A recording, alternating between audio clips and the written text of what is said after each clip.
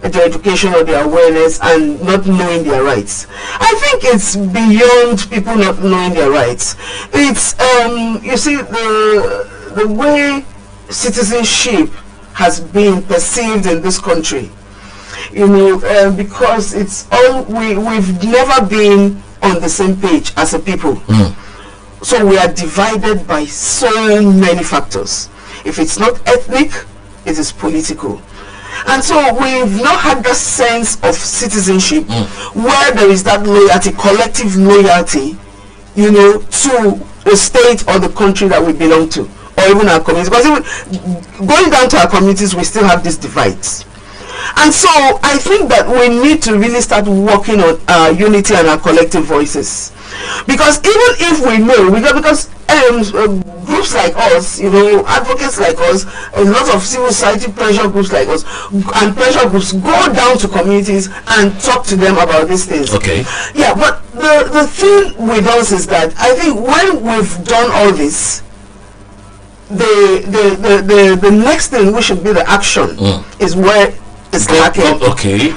It's lacking because the action from government, right? The action from the people in terms of now holding the government accountable. Because you raise their awareness, you give them the what they need to know, the tools, but sometimes using that is where we have, that's where there is that gap that we need to fill. And it's why some people have accused or described citizens as being docile. Because people know, you and me, we know our rights. Yet sometimes, I don't know, I think because even if you raise your voice, you don't have people come, because we can't achieve anything as individuals, but as a collective. Let me quickly make the reference to the Bile community incident. Do they have a right? Do they have where to complain? Okay. Do they have where to channel their grievances and get compensation? So a community like Bile, for example, we know we have a lot of educated young people, and this will bring my discussion to young people, because I think the young people are failing us in this country in a lot of ways. I know social media, that space has created that opportunity for them to also pull their voices together, but there's still a lot that is lacking in that space. It can't be compared to the reality. Okay. You can do all the talking, do all the advocates, lack that approach to solving the problems. Tomorrow we're talking about International Youth Day. Okay.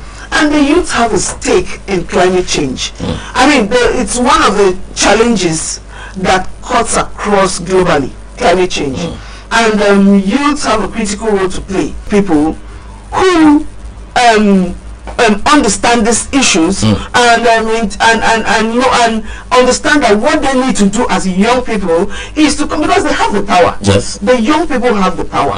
The young people in many revolutions have been led by young people.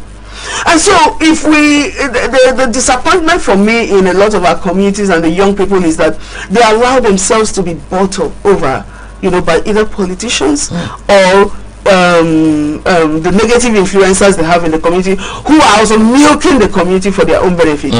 So Bile, the issues in Bile, if the youth had mobilized when it happened, they would have been able to channel, and all